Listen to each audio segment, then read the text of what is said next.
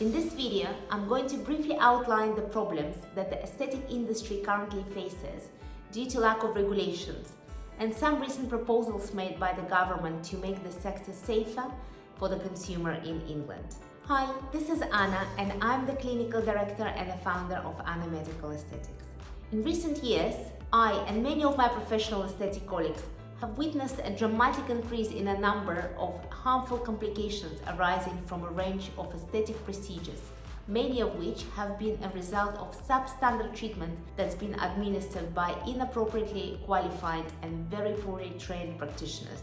In addition, we are also seeing gross misinterpretation of the benefits of certain aesthetic treatments, particularly on social media and other online platforms.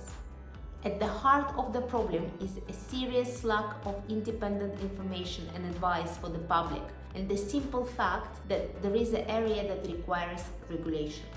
Many medically led practitioners have been calling for better regulations on the aesthetic sector for some time now, and the government have finally accepted the need for a new licensing scheme to better safeguard people who have invasive cosmetic treatments. This will involve the introduction of consistent standards, including hygiene and safety measures for the premises, that individuals carrying out the non-surgical cosmetic procedures will all have to meet.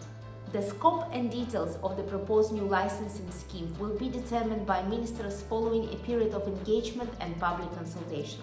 Medically owned clinics operating in England, such as Anna Medical Aesthetics, who have already elected to be regulated by the Care Quality Commission, which also audit the NHS hospitals and the GP practices, meet all the standards that are suggested for the new licensing scheme. If you live in England and you are concerned about safety and clinical standards of aesthetic treatment providers, it's best to visit an aesthetic clinic that is currently independently regulated and audited for the range of clinical and safety standards by the Care Quality Commission. Hopefully, this brief video will have given you a better understanding of the regulatory aspects around clinics offering Botox and fillers injections. If you're interested in having a cosmetic injectable treatments and would like a more comprehensive guide to choose the right practitioner for you, please just click at the link at the end of this video. The guide is free and no email or phone number is required, as it's been written to help you to avoid some of the common mistakes that people make when putting their trust in a provider of Botox